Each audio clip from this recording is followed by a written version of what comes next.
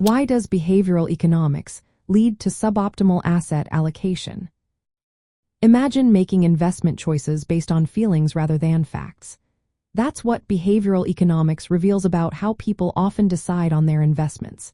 It's like having a map but choosing to go off-road because of emotions.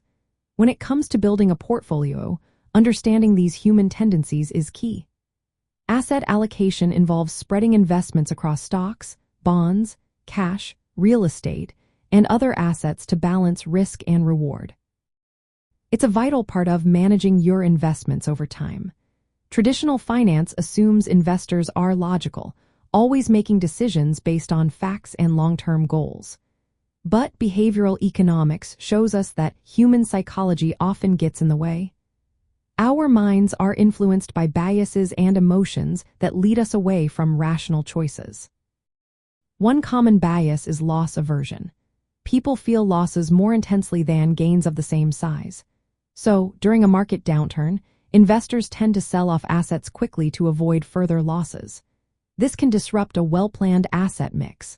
Overconfidence is another issue. Investors often believe they know more than they do or can time the market perfectly. This leads to frequent trading or putting too much money into a few assets, which increases risk. Herding behavior is also widespread. When everyone rushes into a hot stock or sells during a crash, investors follow the crowd instead of sticking to their own plan. This can cause buying high and selling low, which hurts long-term growth. Mental accounting is when people treat money differently based on where it came from or what they plan to do with it. For example, keeping some funds very conservative while risking others.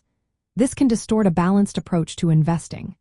Status quo bias makes investors stick with their current portfolio, even if it no longer fits their age or goals. They resist making changes, which can lead to outdated or risky portfolios.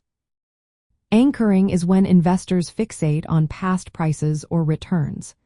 They might delay necessary adjustments or hold unrealistic expectations, which can harm their portfolio's performance. All these biases cause investors to react emotionally during market swings. They might sell risky assets after losses or chase after hot investments, ignoring diversification principles. Misjudging risk tolerance can lead to portfolios that are too conservative or too aggressive.